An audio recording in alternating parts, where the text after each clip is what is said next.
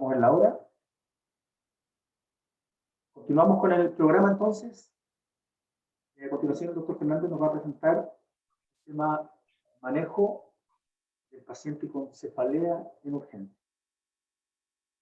Este tema muy importante, por cuanto la consulta por cefalea en los servicios de urgencia es muy frecuente y resulta fundamental detectar a aquellos pacientes que pudieran estar cursando una patología que de no detectarse oportunamente pudiera significar una complicación en la evolución del paciente. Así que le dejo, doctor Fernández, a cargo de la presentación. Perfecto, gracias, doctor Gete. ¿Están viendo la presentación, cierto? Sí, se ve bien. Ya, perfecto. Bueno, vamos a hablar ahora de cefalea y cómo enfrentarla en urgencia, y para eso también vamos a revisar algunas cuestiones primarias, porque si no lo entendemos así, vamos a manejar mal la cefalea en el servicio de urgencia y incluso en algunas otras instancias, ¿ya? Primero que nada deberíamos decir que cefalea y dolor facial en realidad son cosas distintas, la definición al menos en el papel. Si bien es cierto, cuando hablamos de dolor de cabeza, cefalea deberíamos hablar de todo el dolor que abarca esta parte anatómica, pero está dividida en cefalea y dolor facial y vamos a ver por qué hay algunas definiciones al respecto, ¿ya? ¿Cuál es el origen? Vamos a ver un poquitito de eso. El diagnóstico, cómo se hace, las principales cefaleas y la clínica de ellas, el manejo inicial de la cefalea y algunas conclusiones.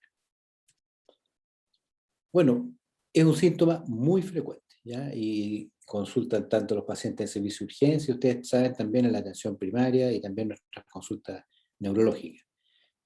Hay una prevalencia mundial de 50% de los adultos ya que sufren de cefalea, de distintos tipos, migrañas, cefaleas tensionales. El 50-60% de los adultos ha tenido una crisis el último año. Y de ellos 30% son migrañas, ¿ya? Además, un 2-3% de la población general tiene cefalea crónica. ¿Qué quiere decir eso? Que tiene un dolor de cabeza que dura más de 15 días al mes, por 3 meses, es bastante, ¿ya? Más de la mitad del mes con cefalea, que eso pueden ser tensionales o migrañas que se cronifican. En general, es una patología que es poco conocida por los equipos de salud y probablemente aquí tenemos culpa todos, porque cuando uno revisa los programas, alguna vez lo comenté, incluso formación de médicos, pero a nivel nacional y mundial, habéis 2 o 3 clases de cefalea en toda la carrera, siendo con todo lo frecuente que se ve, ¿ya? Y los pacientes tampoco saben mucho o tienen algunas ideas preconcebidas erróneas, y eso hace que el manejo de la cefalea muchas veces sea inadecuado.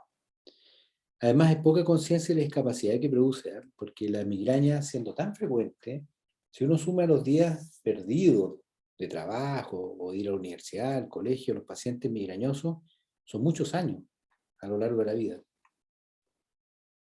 Y como se trata habitualmente de patología que se tiene la idea que no es grave, muchas veces el médico no la trata, el paciente no consulta o cree que tiene un tumor. Entonces hay varias cosas que ocurren, ¿ya? Muchas veces la cefalea es subdiagnosticada o se gasta recursos de forma innecesaria, como por ejemplo el paciente que consulta todos los meses por migraña en servicio de urgencia y todos los meses se da un escáner, eso está de más. O está subtratada o tiene múltiples tratamientos el paciente, la pérdida de día de trabajo que hablábamos y la tercera causa de años perdidos a nivel mundial, fíjense la cefalea. Por lo tanto, hay muchas razones para tratarla y saber un poquitito más de ello. Bueno, cuando clasificamos la cefalea, en las últimas clasificaciones hay varias, el 2018 es la última clasificación internacional que está vigente, las dividimos en cefaleas primarias, que cuando no hay una causa estructural del dolor de cabeza, que son las cefaleas tipo tensionales, las migrañas, las cefaleas trigémina autonómica, y la secundaria, que tiene una causa estructural habitualmente, un accidente vascular, una hemorragia, por ejemplo, una hemorragia subaracnoidea, un TEC, por supuesto, infecciones, como una meningitis, un absceso cerebral, tumores, un efecto de masa, etc. Y además están las neuralgias. Vamos a revisar un poquitito de esas. Todas estas pueden llegar al servicio de urgencia de diferentes modos. Bueno, cefalea es un dolor localizado en la cabeza, sobre los ojos y sienes o base de cráneo. Eso es lo que se define como cefalea. Y dolor orofacial se reserva para el dolor localizado en la cara, que es lo que habitualmente nosotros llamamos prosopoalgia, dolor de la cara, ¿cierto? O de la cavidad bucal, que habitualmente lo ven los odontólogos, pero también nosotros como médicos deberíamos saber de algunos tipos de dolor para orientar al paciente y poder tratar. Bueno, el estímulo nociceptivo es transmitido habitualmente por el quinto par, por el trigémino, la mayoría de esta estructura. Y el trigémino, como ustedes saben, es muy sensible y por eso el dolor de cabeza además tiene una representación cortical importante y muy molesto, y porque va asociado a otras cosas también. ¿Por qué tenemos que conocer un poquitito la clasificación de la cefalea, independiente que estemos hablando de cefalea en urgencia? Porque la verdad es que si yo hago una buena historia, un examen físico, voy a tener un buen diagnóstico de cefalea. Si tengo un buen diagnóstico, voy a hacer el tratamiento correcto. Tengo que demorarme en hacer una historia, a veces un examen físico. Si trato una migraña como cefalea tensional, probablemente va a ser no va a andar bien, va a volver y va a llegar con otra crisis de servicio de urgencia, ¿ya? O se va a transformar una migraña crónica. Y además sí, tengo un diagnóstico, además tengo un pronóstico. Como les comentaba, la última clasificación internacional de la cefalea fue el 2018. No se las voy a mostrar en extenso, pero me interesa que sepan que existe. Hay 14 grupos de cefalea, más de 300 tipos de cefalea. ¿Ya? Eso queda para los neurólogos, pero lo que tienen que saber es que hay cefaleas primarias, secundarias y las neuralgias. ¿Ya? En las cefaleas primarias está la migraña sin aura, con aura, y la migraña crónica, las cefaleas tensionales y las trigémino-autonómicas. Hay varias, pero la que ustedes, y probablemente la que más se conoce, la de Horton, la cefalea en racimo, y es la que más va a llegar a los servicios de urgencia. La secundaria, ya lo dijimos, accidente vascular, meningitis, TEC, y las neuralgias. ¿Eh? Vamos a mencionar al final el trigémino, la glosoforingio y la de Arno. La clasificación actual, las cefaleas primarias, están las migrañas, las cefaleas tensionales, ya lo dijimos, las cefaleas secundarias, las que son de algunas causas estructurales habitualmente, y las polineuropatías, las neuralgias. Cada una de estas se clasifica, por ejemplo, las migrañas con aura y sin aura, migraña crónica, y el mismo para las cefaleas tensionales, para las cefaleas trigémino-autonómicas, para las cefaleas secundarias, donde hay cefaleas atribuidas a traumatismos craneales, accidentes vasculares, ya lo dijimos, a infecciones, y las neuralgias. Entonces esa es la clasificación habitual. Ahora, ¿por qué duele la cabeza? ¿Por qué hay cefalea? ¿Qué duele? Bueno, hay varias estructuras dentro del cráneo que están inervadas por fibras terminales que tienen que ver con el dolor. ¿Ya? Y dentro del cráneo las meninges, los vasos arteriales pueden provocar dolor. Pero hay estructuras que no provocan dolor, como por ejemplo el cerebro propiamente tal. ¿Ya? Es por eso que un tumor pequeño, por ejemplo, un glioma que está comenzando a crecer, inicialmente no duele. ¿Cuándo va a doler un tumor intracerebral? Cuando ya desplace estructuras que están inervadas para el dolor, como las meninges o los vasos. En el caso de la migraña, está muy relacionada, esa es la última teoría, al trigémino, ¿ya? Porque no sé por qué no voy a tomar el puntero, pero bueno. Ahí en el tronco cerebral, ustedes ven el nervio trigémino, ¿ya? Que al ser estimulado por un estímulo periférico, por ejemplo cualquier cosa, se va a estimular y el mismo nervio trigémino va a estimular hacia periférico, los vasos, ¿ya? Las meninges, liberando neuropéptidos inflamatorios, ¿ya? Y eso va a provocar más dolor, ¿ya? Entonces, en la actualidad sabemos que las migrañas están muy relacionadas al trigémino y tiene que ver también el hipotálamo, el tálamo, y por eso tienen relación con los ciclos circadianos incluso. Bueno, como comentábamos, la mayor parte de la inervación de la estructura del cráneo tiene que ver con el nervio trigémino. Y hay algunas cuestiones importantes. En el dibujo de arriba, ustedes ven que al estimular el nervio trigémino, hay estímulos que ocurren hacia el sistema nervioso central, y esos que están hacia el sistema nervioso central hacen que nosotros tengamos dolor, y hay estímulos que son hacia la periferia del mismo trigémino, que hace que se secrete esta sustancia neuroinflamatoria y aumente más el dolor y esta sensación pulsante de dolor o pulsátil que habitualmente tenemos. Hay varias sustancias que participan en el dolor y dentro de eso el péptido relacionado con el gen de la calcitonina Tanto es así que si a pacientes migrañosos le inyectamos endovenoso este gen, les provoca migraña. El hipotálamo es algo importante también, porque tiene que ver con los ciclos circadianos, ¿ya? Y sabemos que muchas de estas cefaleas, la migraña, el Horton, se activa en forma periódica, ¿ya? El Horton es un muy buen ejemplo. Entonces, cada cierto tiempo, por algún ciclo circadiano, que a lo mejor no conocemos del todo bien, y puede estar relacionado con la falta de sueño, etcétera, se desencadena y se estimula el nervio trigémino y hace que se libere esta sustancia neuroinflamatoria en la periferia, en los vasos, en las meninges, y aparezca el dolor. Bueno, no quiero complicarlos más con la parte fisiopatológica, vamos de lleno al diagnóstico y la clínica. Bueno, vamos a ver la clínica de las principales cefaleas, migraña, tensional, Horton y las neuralgias. Lo más importante para hacer el diagnóstico, como en toda la medicina, en la neurología y especialmente en las cefaleas, es la historia clínica. Más que el examen físico incluso, ¿eh? Es la historia clínica. Fíjense que importa mucho el orden que aparecieron el dolor, a qué esté relacionado, etcétera, para yo hacer un buen diagnóstico de una cefalea tensional, una migraña, donde habitualmente el examen neurológico va a ser normal. Le insisto esto porque si uno está en un escenario distinto al que está en la fotografía, por ejemplo, servicio de urgencia, el paciente, si le hago una buena historia, voy a determinar que lo que tiene es una crisis de migraña. ¿Ya? El paciente está consultando otra vez por su crisis de migraña y no por una hemorragia subaracnoidea. ¿Ya? El examen físico, obviamente, que va destinado habitualmente a descartar focalidades y causas más graves o signos de alarma, también en la cefalea. La historia clínica nos tenemos que fijar en la historia de comienzo, en el tiempo de evolución, si agudo, subagudo o crónico. La mayoría de los pacientes que nos lleguen al servicio de urgencia van a llegar contándonos que es un dolor agudo, ¿ya?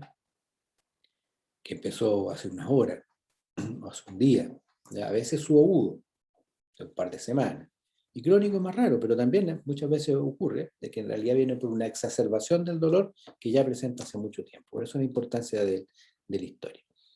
La edad de comienzo es importante porque si un paciente nos cuenta, o una mujer, por ejemplo, que tiene 30 años y que todos los meses, relacionado a su periodo menstrual, tiene una cefalea, que es pulsátil, hemicrania, y viene por otra vez por consultarnos por eso, y que le invalida porque está asociado a vómito, probablemente vamos a pensar es una crisis de migraña. Distinto es que una paciente de 70 años nos consulte y nunca ha tenido cefalea porque empezó una cefalea hoy en la mañana, inició súbito. Entonces es otra historia. No vamos a plantear que tiene una crisis de migraña. O sea, vamos a plantear que probablemente tiene un accidente vascular, una hemorragia u otra cosa. ¿Ya? El tiempo de evolución ya les mencionaba, lo agudo habitualmente está relacionado a lo vascular. ¿Ya? Los subagudos pueden ser varias lesiones, puede haber, por ejemplo, secuela de un golpe que ocurre unos días atrás, y ahora tener un hematoma subdural, está produciendo un absceso cerebral. Y lo crónico, bueno, las cefaleas tensionales, la migraña u otras cosas que van creciendo lentamente. La duración y frecuencia de los episodios es bastante importante, ¿ya? Si tenemos un paciente que nos cuenta que tiene una cefalea de varios años de evolución, que todos los meses tiene estas crisis, ¿ya? Y le dura algunas horas, un día y después se le pasa, bueno, entonces probablemente estamos ante una cefalea tipo recurrente, podría ser una migraña. ¿Ya? La hora de inicio también es importante, aquellos dolores de cabeza, por ejemplo, que el paciente lo despertó, ¿cierto? Estaba durmiendo y bruscamente empezó un dolor de cabeza y lo despertó, también un síntoma de alarma. La localización también es importante, habitualmente las migrañas, 2/3 de ellas son hemicranias, ¿cierto? En cambio las cefaleas tensionales son holocranias, por ejemplo. La cefalea de hemorragia subaracnoidea habitualmente es holocrania, ¿ya? Y de inicio súbito. Las características también son importantes, pulsátil, las migrañas, las cefaleas vasculares y opresivas, como un casco apretado, las cefaleas tensionales. El paciente lo describe así.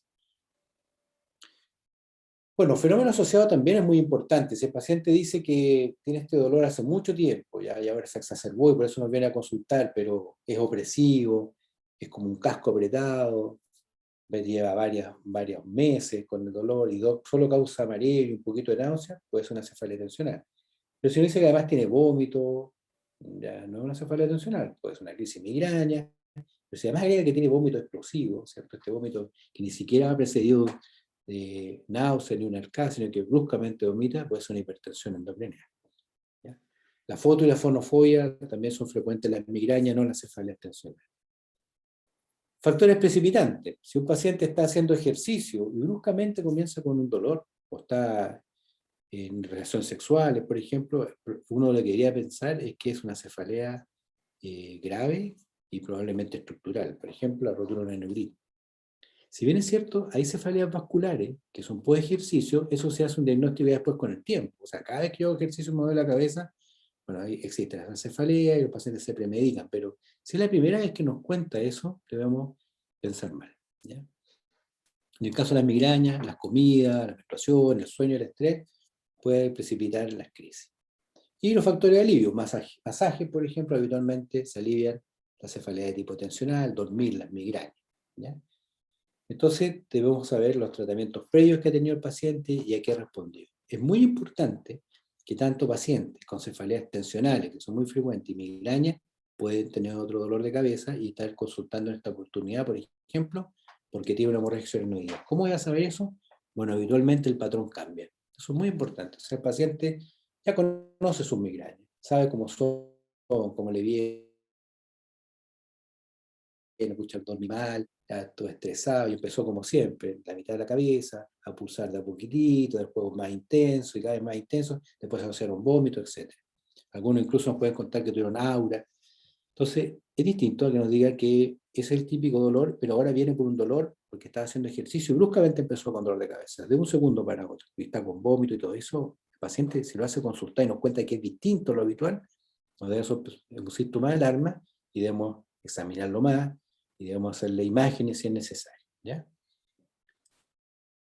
Entonces, el examen físico, después de toda esta historia que le hacemos, bueno, igual que el compromiso de conciencia, un examen físico general, la temperatura, probablemente aquí es bastante importante, si está con fiebre el paciente, puede estarnos apuntando que tiene una infección.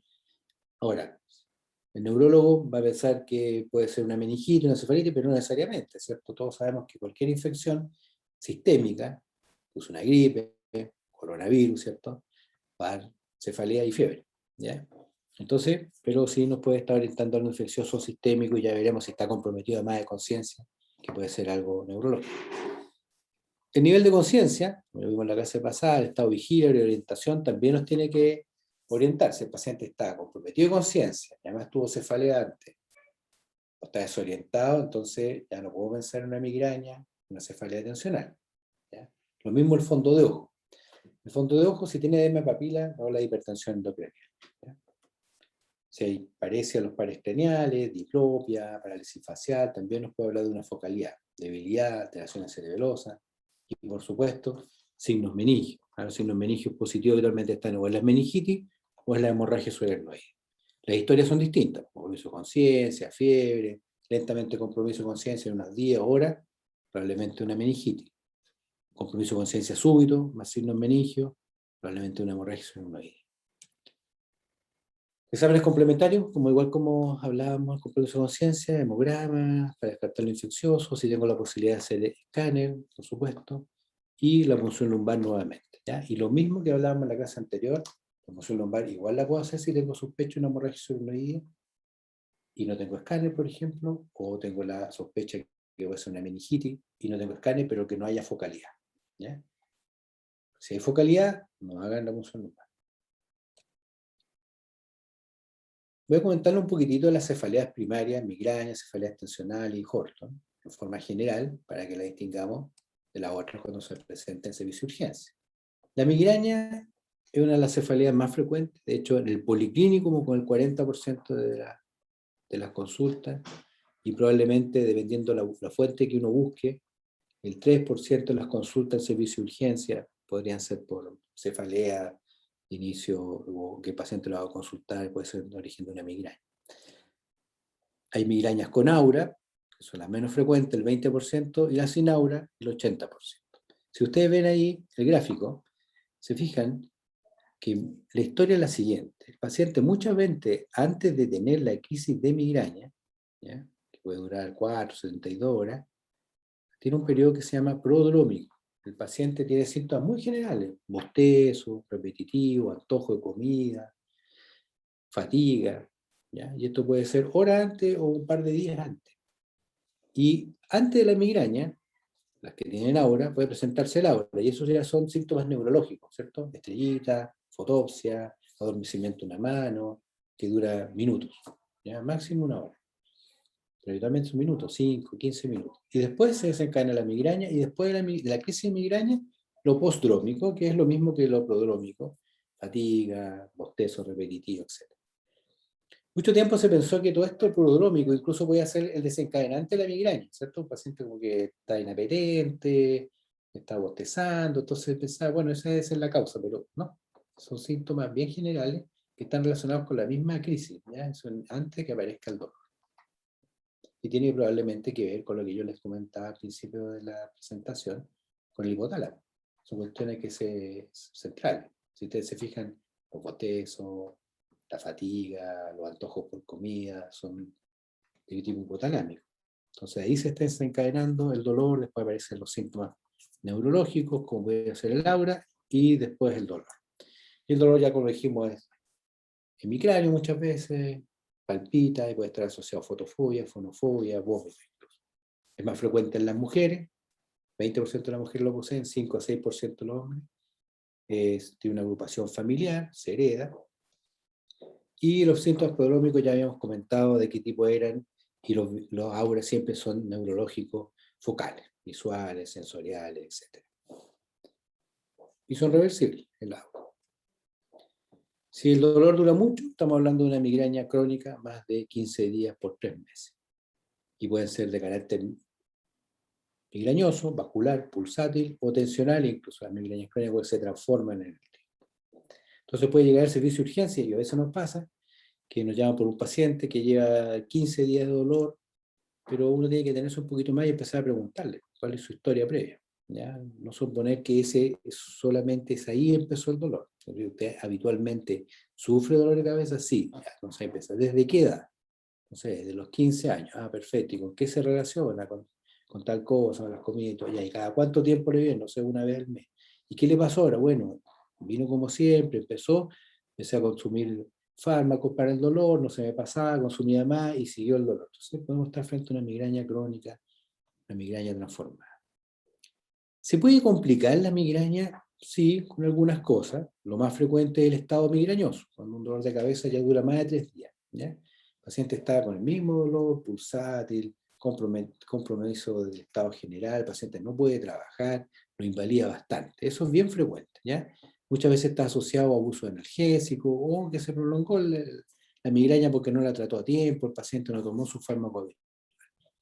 Hay otra cosa que se llama una aura persistente sin infarto. El paciente tiene el aura, aparece el dolor y continúa con el aura visual, por ejemplo. Y eso puede durar varios días. ¿No? Pero sin un infarto demostrado una resonancia. Es raro. El infarto migrañoso también es raro, pero existe. Paciente que se prolonga la migraña mucho tiempo, hay mucha vasoconstricción y puede provocarse un infarto.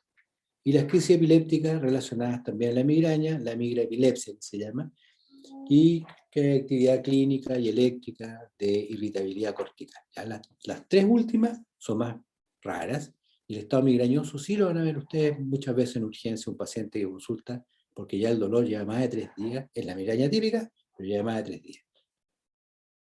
Las cefaleas tipo tensional, ya lo dijimos, son cefaleas más bien holocráneas, tipo opresivas, ¿cierto? No van asociados a vómito, tienen un examen neurológico normal, y lo único que uno puede encontrar es que al palpar el cráneo, en los síntomas de inserción muscular hay dolor, ¿ya? El tratamiento acá es relajantes musculares, fisioterapia, tensos, platenio, hipersonia. Están las cefaleas trigémino-simpáticas, como el Horton. Este consulta al servicio de urgencia habitualmente.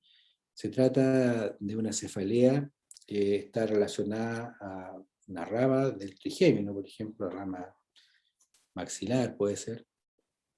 Y el paciente lo que tiene es un dolor ocular, con ojo rojo, edema de párpado, congestión nasal, a veces incluso rinorrea. Y la característica es que el paciente todos los días, por ejemplo, todas las noches, durante una semana, se despierta con dolor pulsante, pulsátil del ojo, ¿ya? Y que dura toda la noche o varias horas en la noche, varias veces, y se repite esa semana y resulta que esto le ocurre todos los años, en primavera. Eso es lo que comentaba, que también tiene que ver con los ciclos circadianos. Entonces el paciente todos los años, a fin de año, en primavera, o cada 3 meses, se presenta esta crisis. Por eso se llama de Horton en clúster, en racimo. ¿Ya? Se presenta esta cefalea 8 veces, 8 días, qué sé yo, por este tiempo. Ya hace poquito, ayer, de hecho, me tocó ver una paciente, es más frecuente en hombres, ¿ya? Que como ustedes ven, 0,4% de los hombres y 0,08% de las mujeres, pero la paciente tiene una historia clarita de Horton. ¿Ya? Es una cefalea de año, evolución, que se presenta cada 2 años en esta persona, con ojo rojo en la noche, con edema palpebral, con congestión nasal y un dolor que abarca toda la rama maxilar, principalmente el trigémino, ¿ya? De tipo pulsátil. Es un dolor bastante interesante porque además no habla de la estructura del hipotálamo acá, porque este dolor, a diferencia de la migraña, el paciente lo único que quiere es estar quieto, una pieza oscura, ojalá, ¿cierto? Sin ruido. El paciente con Horton se pone activo, se pone inquieto, le duele y se para, camina, ¿ah? Abre muchas veces la ventana, trata de respirar aire helado, eso lo alivia. Hay una inquietud psicomotora, una agitación. Estando orientado el paciente, pero es como el cólico renal, que se pone inquieto el paciente, en cambio en un abdomen agudo, de otra etiología el paciente está quieto, ¿cierto? No quiere moverse. Bueno, la que es la migraña, el paciente no quiere moverse, quiere estar tranquilo, quieto, con la luz apagada. En cambio, Horton está inquieto el paciente. El tratamiento es oxigenoterapia, corticoides, glutamina, ya lo vamos a revisar. Bueno, pero en urgencia nos pueden llegar todo tipo de cefalea. Por eso es importante conocer bien la historia de cómo una cefalea tensional, como un Horton, como una migraña. Pero el paciente puede llegar una historia de cefalea asociada a una accidente vascular. Por ejemplo, si el inicio es súbito, ¿ya? Un paciente de inicio súbito, ¿ya? Con cefalea aguda, hiperaguda, puede estar frente a un aneurisma cerebral, ¿cierto? Una hemorragia intracerebral. Acordarse que la mayoría de los infartos cerebrales no duelen la cabeza, ¿ya? A propósito. Asociado a TEC, por supuesto. Un paciente con una contusión craneal tiene cefalea, si no está comprometido mucho de conciencia, la cefalea. Asociada a infección del sistema nervioso central, meningitis, encefalitis. Y asociado a un proceso expansivo del cerebro. Bueno, este siempre es lo que nos ronda, y todos los que hacen urgencia o que nos llaman de urgencia, etcétera, siempre la duda es, bueno, el paciente viene con su migraña siempre, ¿es una crisis de migraña? O resulta que el paciente ahora viene con una hemorragia. Es el temor que todos tenemos, ¿no? Lo voy a enviar a la casa en un caso, y el otro lo tengo que dejar hospitalizado. ¿Ya? ¿Cómo me guío? ¿Ya? Bueno, hay algunas cositas que se llaman clínica que nos orienta a una cefalea orgánica o síntomas de alarma. ¿Ya? Si el paciente nos cuenta que la cefalea fue de inicio súbito, entonces no es para sospechar que tiene algo banal. Si empeora en forma progresiva la cefalea, empezó hace, no sé, una semana, pero cada día ha sido peor en intensidad, eso puede ser un proceso expansivo que está creciendo. Si la cefalea apareció con todo esfuerzo y ejercicio, ya les contaba que hay alguna cefalea post-ejercicio, todo, pero eso se hace un diagnóstico de largo plazo. El paciente ya sabe que es así. Un atleta que cada vez que hace ejercicio es de la cabeza. Pero si el paciente primera vez que se nos presenta de esta manera, tenemos que sospechar que hay otra razón, y una razón de tipo orgánica, y el paciente va a tener algo grave. Síntomas no focales, obvio. Si el paciente tiene una hemiplegia, afasia, alteraciones cerebelosas, tengo que sospechar que puede haber una causa secundaria. Aparición después de los 50 años. Y si en el examen físico hay fiebre, compromiso de conciencia, signos meningio, edema papila, signos focales cualquiera. Eso me hace sospechar que es una cefalea tipo secundaria. Que puede ser un accidente vascular hemorrágico, isquémico, ya le mostraba en la clase pasada, un paciente con un cáncer pulmonar y una metástasis cerebral, un glioma, una causa primaria, un tumor. Y abscesos cerebrales. Bueno. También les comentaba que si hacemos una punción lumbar, porque ya sospechamos que tiene una meningitis, el paciente es la misma historia. Vamos a encontrar líquido purulento, meningitis purulenta, líquido claro, hay que esperar el citoquímico, porque si está inflamatorio puede estar una meningitis a líquido cefalorraquídeo claro, que pueden ser virales, orongo, TBC, una hemorragia. ¿Ya? A veces ocurre que cuando hacemos la punción lumbar, sobre todo si no tenemos mucha experiencia, que va a dejarse siempre que tiene más experiencia, podemos hacer una punción lumbar traumática. ¿Ya? y sale líquido sanguinoliento, y ahí uno se queda con la duda. Escucha, ¿es porque dice, no me costó, le dice traumática, o realmente este paciente tiene una hemorragia subaracnoide? Bueno, si tenemos esa duda, la prueba de los 3 frascos es muy útil. Semiología antigua del líquido, pero uno deja un frasco, lo cambia después de estar goteando, lo deja que se llene otro frasco y un tercer frasco. Y envía los 3 a citoquímico. Además lo va viendo macroscópicamente. Si se va aclarando el líquido, o sea, si cada vez tiene menos sangre, eso es traumático. Si no se aclara, probablemente una hemorragia subaracnoidea. Y, por supuesto, el citoquímico me va a ayudar porque el tecnólogo me va a informar que en cada frasco hay menos glóbulos rojos. Y si lleva varios días la punción lumbar, o sea, perdón, la hemorragia subaracnoidea, puede salir santo crómico, que esos colores que están abajo más naranjos. Bueno, ¿qué hago desde el punto de vista del tratamiento? ¿Cómo manejo inicialmente en un servicio de urgencia una crisis de dolor?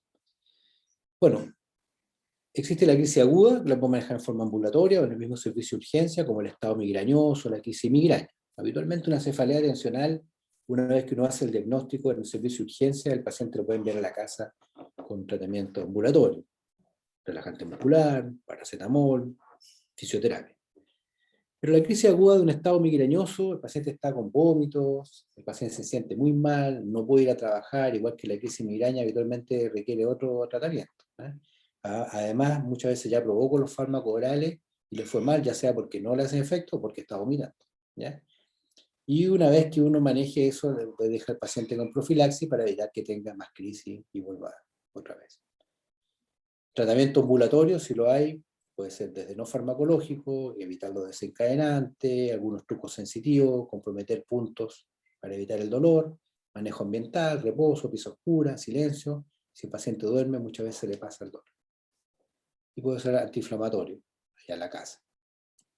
Pero si está en una crisis migraña donde llegó al servicio de urgencia el paciente, habitualmente, si el paciente es migrañoso es porque ya no la pudo manejar. Muchas veces el paciente sabe que tiene que tomar triptán, sabe que tiene que tomar analgésico, se le olvidó comprarlo, no andaba ese día a mano, ya empezó la crisis migraña, no la paró, ya es difícil que pare. Y viene el paciente con dolor, con náusea y vómito.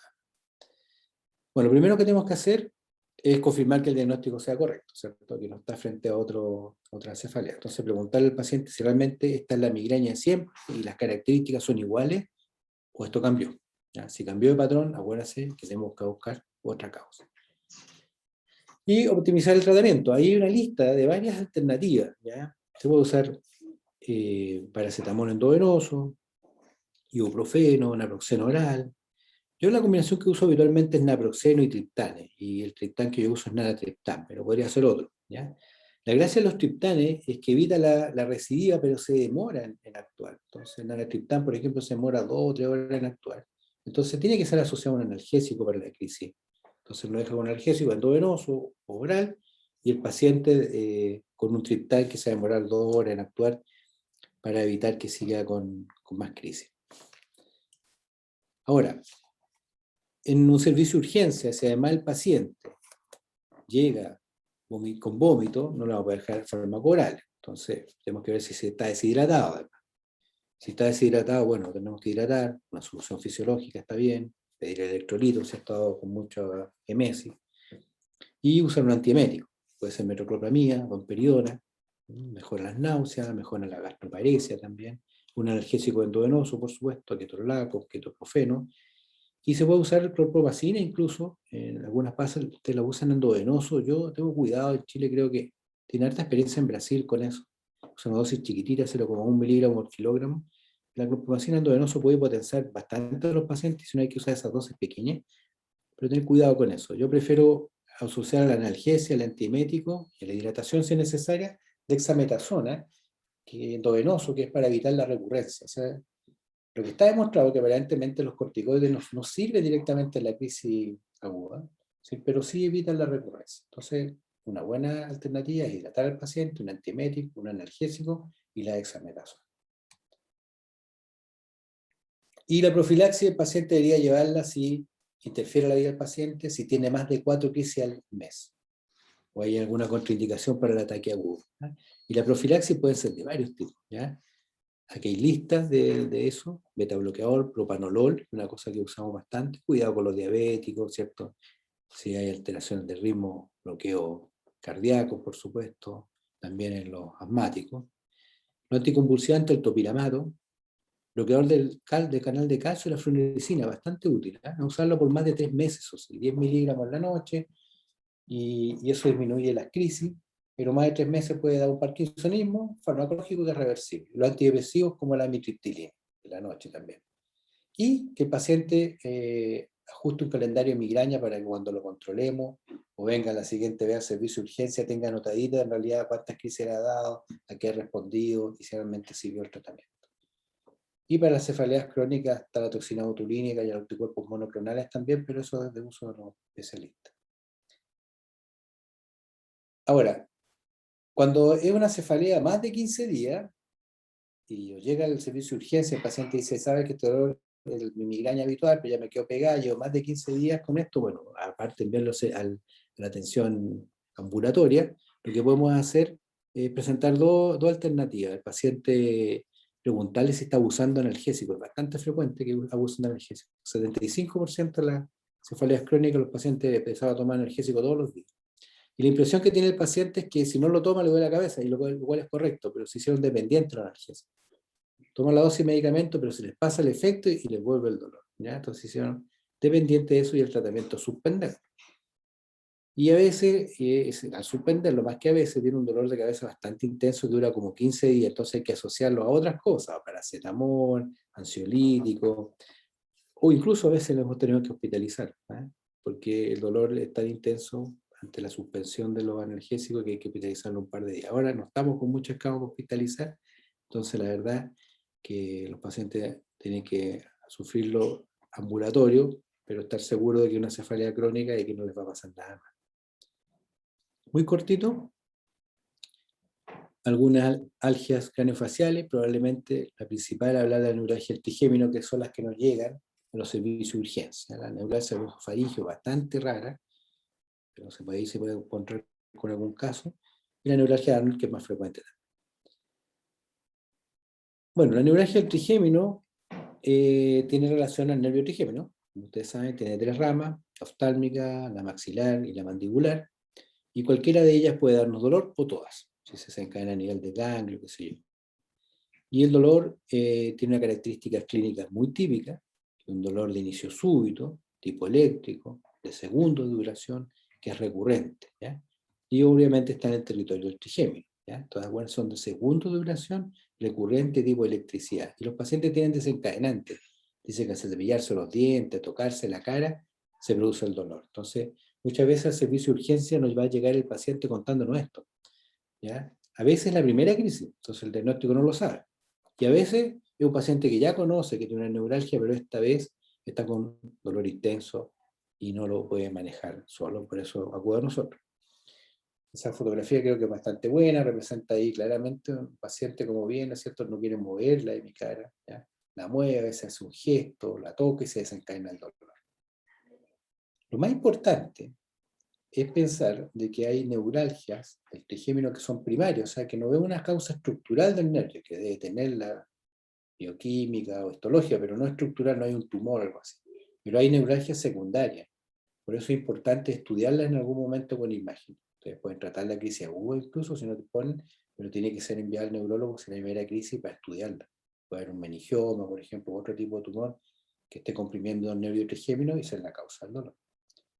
Ahora, el manejo en agudo es importante acordarse que no responde muy bien a los antiinflamatorios ni un analgésico habitual, una migraña, responde a los antineurálgicos. Hay varias alternativas que las vamos a revisar un ratito. La neuralgia glosofaringio es bastante rara, ¿ya? Vemos pocos casos, ¿ya? Creo que yo con todos los años que llevo en neurología he visto 2 o 3, ¿no? Es bien rara. Pero una migraña que se desencadena cuando el paciente deglute, o sea, nace un dolor, perdón, la neuralgia, al deglutir se desencadena un dolor, ¿ya? Neurálgico, que dura segundos y todo. Tiene que ver con la inervación del noveno par. También hay que hacer estudio de imágenes para descartar de que hayan compresiones y los tratamientos son los antineurálgicos. También es frecuente la neuralgia de Arnold, ¿ya? Quizás no provoca un dolor tan intenso como para ir al servicio de urgencia, pero a veces llegan los pacientes. Nos ha tocado que hay pacientes que acuden al servicio de urgencia porque sienten un dolor, ¿cierto? Que comienza en la nuca y que sienten como que les hormiguea, les quema a veces, arde hacia el cuero cabelludo, ¿ya? Y tiene que ver con la inervación del nervio occipital mayor, ¿ya? A veces el paciente uno lo examina también y puede tener una hiperestesia o disestesia de ese territorio. Y es por compresión del nervio occipital mayor a la salida de los músculos ahí habitualmente de la nuca. Y los tratamientos también son los antineurálgicos y si no funcionan, infiltraciones locales de corticoides y lidocaína, que habitualmente lo hace el especialista, pero es una técnica fácil de hacer.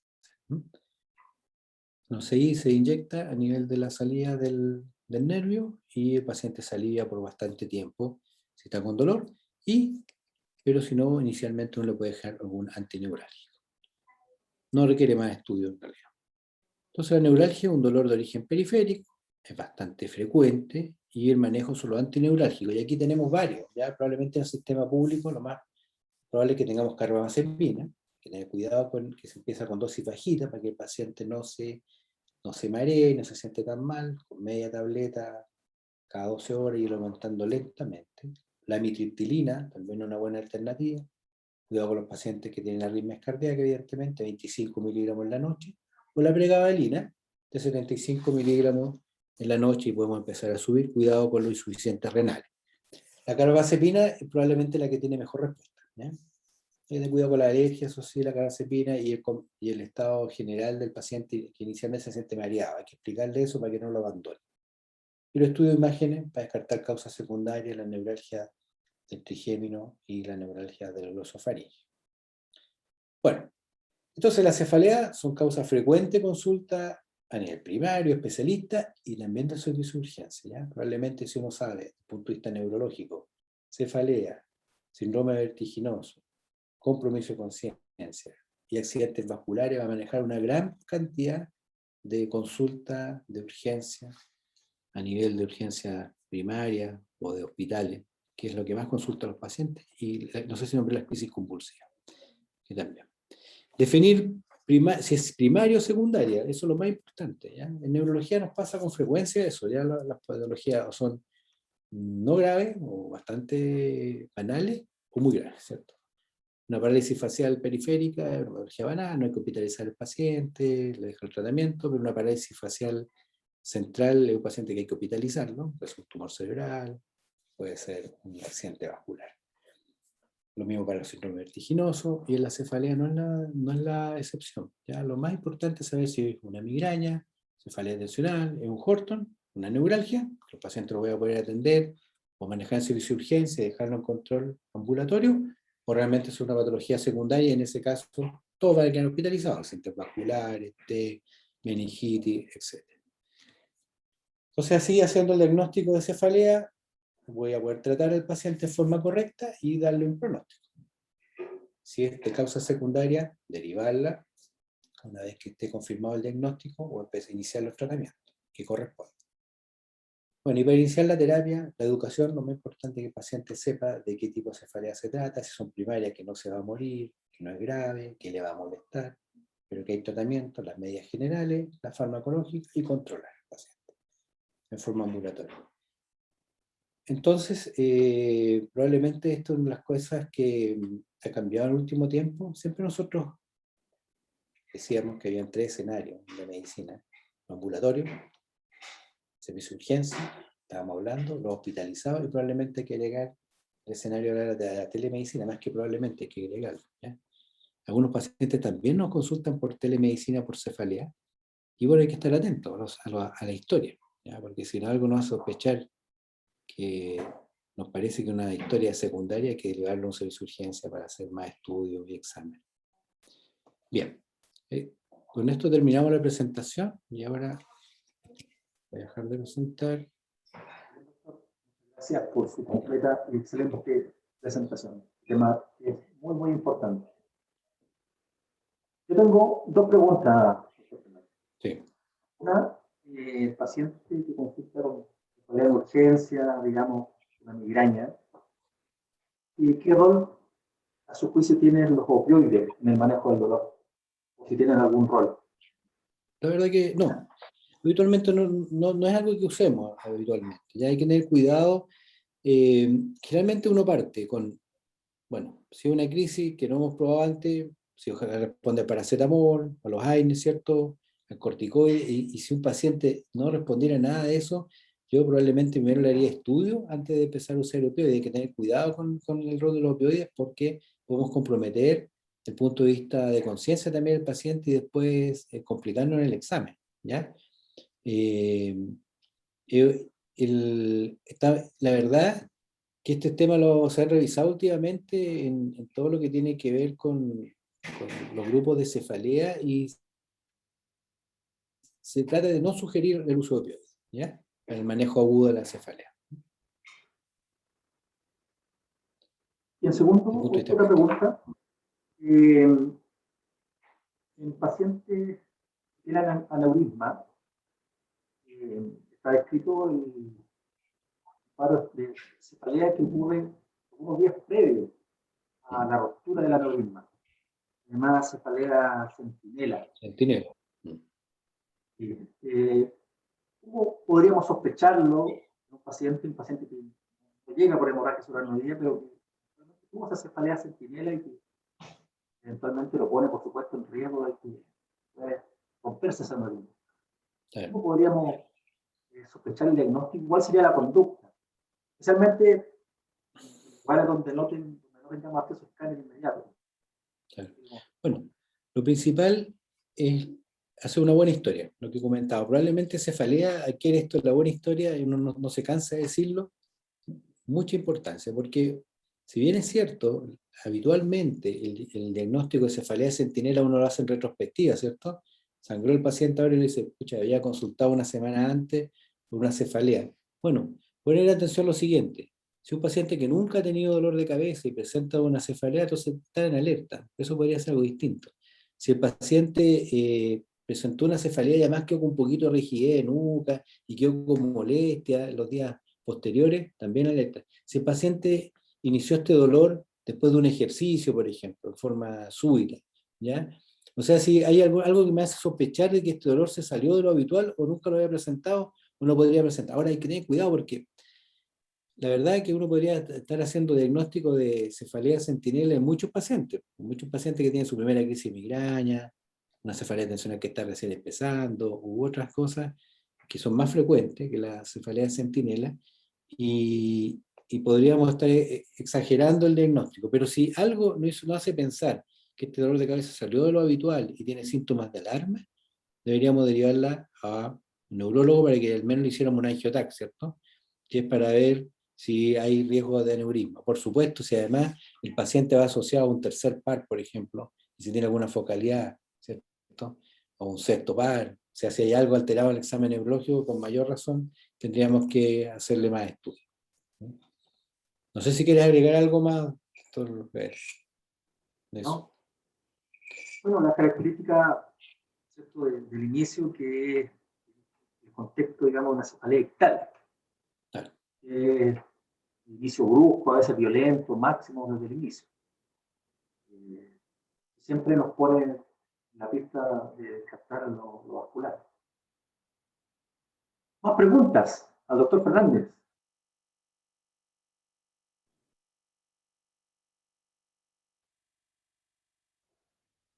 ¿Tiene la posibilidad de abrir sus micrófonos y hacer las preguntas?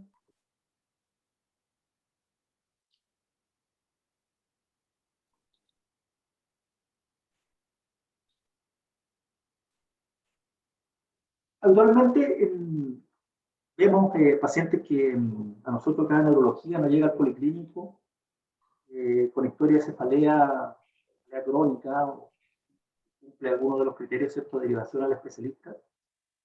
Y nosotros revisamos las imágenes y habitualmente son pacientes que tienen muchos escáneres hechos cuando consultan en los servicios de urgencia. Un paciente típico, un paciente que tiene historia de cefalea crónica, migrañoso, conocido, y que consulta por el dolor no se le ha pasado fundamentalmente, ¿no?, con su tratamiento habitual. Y y consultan al servicio de urgencia. Y no tiene los otros signos del alarma, ¿cierto? Lógicamente nos podrían poner en la pista de un cuadro distinto. Sino que simplemente, o no simplemente, ya el dolor no se le ha pasado por nada. ¿En qué caso ese paciente efectivamente requeriría hacerle un nuevo escáner? Sobre todo si ya ha sido estudiado previamente, ya tiene un escáner hecho, dolor de cabeza. La verdad que si uno es estricto no tiene ninguna indicación, ¿eh? Desde el punto de vista académico eso está bien estudiado incluso. La probabilidad que ese escáner salga alterado es bajísima, ¿ya? En menos de 1 en 1000, ya no me acuerdo exactamente cuál era el número, ¿ya? Pero, ¿qué ocurre? Que, que el paciente si ya está estudiado, si tiene la migraña de siempre, si no tiene ningún síntoma de alarma, es mejor tratar a ese paciente porque ocurren dos fenómenos. Uno, si estoy haciendo mucho escáner, tampoco inocuo, ¿verdad? Sabemos que el escáner igual tiene una carga de radiación, entonces si lo estoy haciendo todos los meses o cada cierto tiempo escáner, el paciente no debería hacerlo. Y además hay razones económicas para no estar gastando recursos de forma extraordinaria, o en forma que no tiene sentido, digamos. La verdad que no tiene ninguna indicación, ¿ya? Distinto es, como lo comentabas tú, si el paciente presentó una cefalea con cambio de patrón, eso es otra cosa. O el paciente definitivamente está en su primera cefalea o consulta, ya no es el caso, este paciente ya está estudiado. Entonces la verdad que no vale la pena hacer un estudio y seguir repitiéndolo, ¿ya? A veces lo que se aduce es que el paciente lo pide, lo exige, pero bueno, hay que gastarse un poquito de tiempo y explicarle al paciente que tampoco, lo mismo que estamos explicando, tampoco uno va a estar haciendo escáner cada vez que consulte por dolor, porque a veces un paciente es joven, entonces uno le explica, mire, la migraña la va a tener el resto de la vida, no puede ser que cada 3 o cada 4 meses le estemos haciendo un escáner, usted tiene 30 años, de aquí a los 80 vas a tener cientos de escáneres, y eso puede traerle otros problemas a la larga, entonces no es cosa de llegar a hacer escáner. Por ahí parece que hay una pregunta del chat. No hay ninguna pregunta. Ya. No. ¿Alguna consulta? Aprovechemos, doctor Fernández. Cefalea es muy frecuente, en todo contexto.